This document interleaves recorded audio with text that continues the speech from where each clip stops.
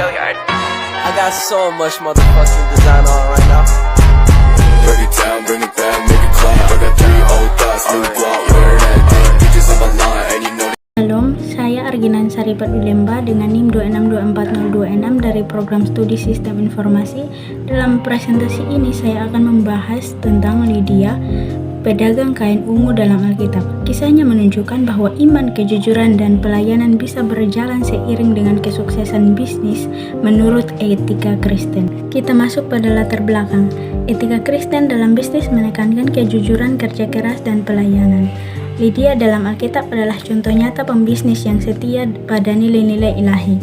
Di tengah godaan dunia usaha, ia menunjukkan bahwa iman dan integritas bisa berjalan seiring, menjadi inspirasi bagi siapa saja yang ingin berbisnis dengan cara yang benar di hadapan Tuhan. Jadi teman-teman, dalam dunia bisnis yang penuh tantangan seperti persaingan tak sehat dan penipuan, nilai-nilai etika Kristen sangat penting. Lydia menunjukkan bahwa kita bisa sukses tanpa meninggalkan kejujuran, integritas, dan hidup benar di hadapan Tuhan. Ya, kita masuk pada profil Lydia. Siapa sih Lydia? Jadi teman-teman, Lydia berasal dari Tiatira dan tinggal di Filipi. Ia adalah penjual kain ungu, produk mewah pada zaman itu. Kisahnya dicatat dalam Kisah Para Rasul 16 ayat 11-15. Lydia adalah perempuan yang takut akan Tuhan dan menjadi percaya setelah mendengar khotbah Paulus. Jadi teman-teman, Lydia adalah seorang wanita dari kota Tiatira yang tinggal di Filipi. Ia dikenal sebagai pedagang kain ungu, barang mewah yang bernilai tinggi pada zamannya. Tidak hanya cerdas dalam bisnis, Lydia juga dikenal sebagai wanita yang takut akan Tuhan dan terbuka menerima ajaran Rasul Paulus. Kita masuk pada praktik dan nilai-nilai Kristen dalam bisnis Lydia. 1. Praktik bisnis Lydia. Sebagai penjual kain ungu barang mewah pada masa itu, Lydia menjalankan usahanya dengan sukses. Ia dikenal memiliki rumah yang cukup besar untuk menampung Paulus dan rekan-rekannya. Ini mencerminkan keberhasilan Lydia. 2. Nilai-nilai Kristen. Lydia adalah pembisnis yang mengutamakan ketakwaan kepada Tuhan. Ia dermawan, tidak egois, dan siap membantu sesama. Hasil usahanya digunakan untuk pekerjaan Tuhan sehingga bisnisnya diberkati dan memberi dampak positif bagi banyak orang.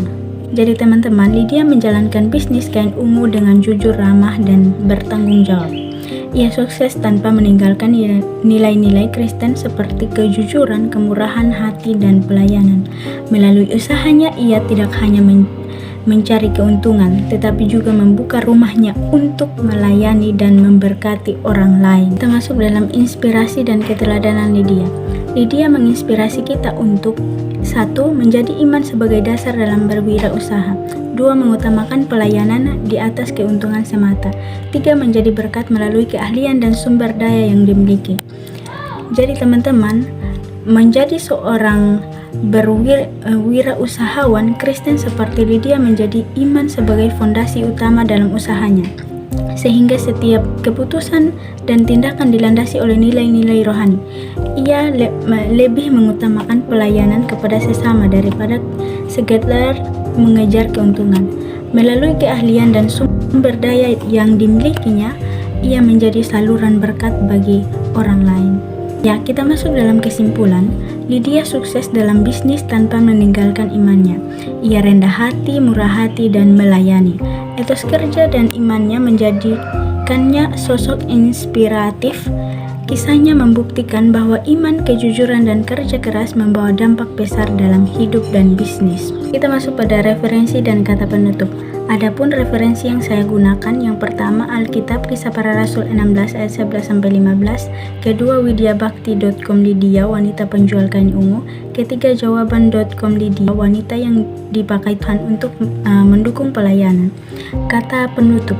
Jadi teman-teman, melalui kisah Lydia kita belajar bahwa menjalani usaha tidak harus meninggalkan iman.